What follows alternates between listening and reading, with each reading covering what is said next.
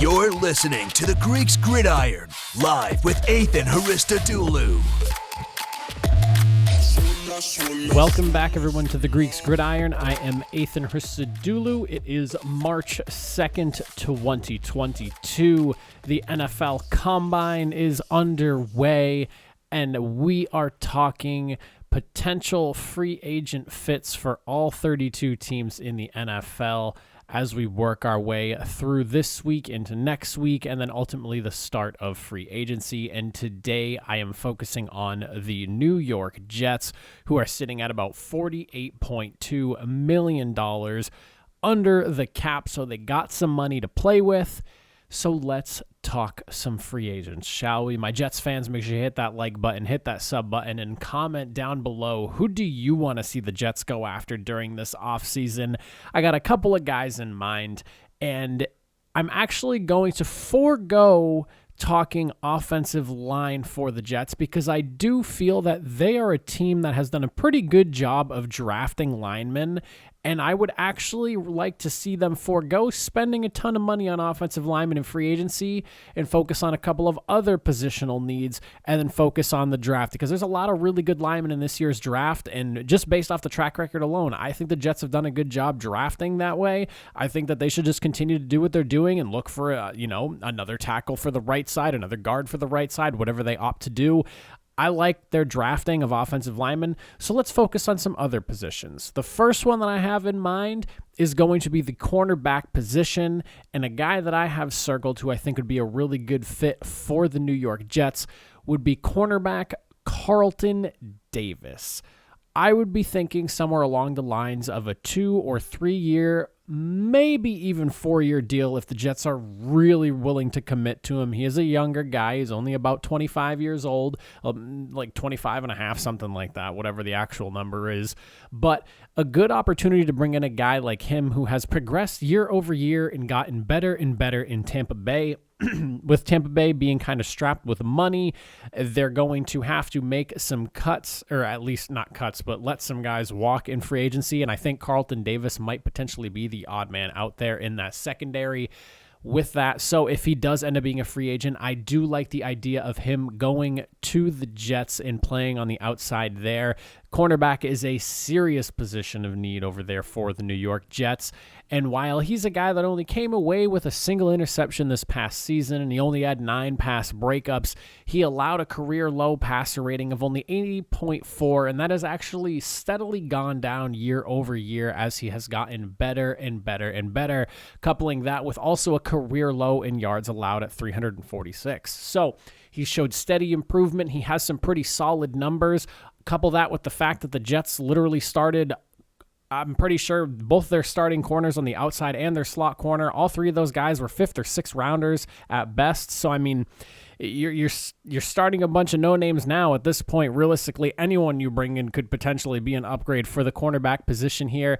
And I think with that in mind, the draft, I don't know, you can only go so many positions of need, and you have such a great track record focusing on O-line. Maybe do that in the early draft, and you do have a handful of picks, don't get me wrong, but I do like them taking a corner in free agency. There's a handful of guys that could be out there up for grabs, and I think that Carlton Davis offers good value compared to maybe a guy like Stephon Gilmore or J.C. Jackson. Should those guys hit the free agent market, they're probably going to command a ton of money, and I don't want to see the Jets completely blow every dollar they have on a corner. I think a guy like Davis isn't going to command the absolute top dollar. He'll cost a decent penny, but not as much as some of those top tier guys that are going to be, looking for 15, 16, 17, 18, 19 million dollars a year, whatever the numbers are going to end up being for those top tier guys. I think Carlton Davis, while he has great ability and great skill, might be a little bit less, slightly cheaper, and allows the Jets to play around a little bit more with that $48.2 million that they have. The second guy that I have picked out for the Jets here, I focused defense for my first one. I'm going to switch over to the offensive side, and I said I'm going to forego offensive line, even though there are some guys that I would like to see them grab. I think that they can forego it, and in turn, it's a tight end buyer's market this offseason from the sounds of it. I talked about David Njoku and the Chargers the other day. I think with the Jets here, you have a good opportunity with the money that you have to go after one of the top tight ends in this free agent class, and I would like to see them go after a guy like Dalton Schultz. A 3 to 4 year deal, lock him up for a while. He has shown to get better and better each and every year, with his numbers significantly going up the last couple of seasons after not starting the first 2 years of his career. It sounds like a lot of money might get thrown at tight ends, and Njoku is apparently potentially saddling up to be paid about $10 million plus or more per year by the Browns. I was under the impression that he was going to be let go, so when that news came out yesterday in the rumor mill, I was pretty shocked to hear that. But if that's the case, I'm assuming Dalton Schultz is going to be somewhere around that same number, roughly 10, 11 mil, maybe 12. And I think he's somebody who deserves that type of money as well. Schultz is a really solid tight end, and it would offer an excellent security blanket for Zach Wilson over the middle, a guy who has excellent sure hands.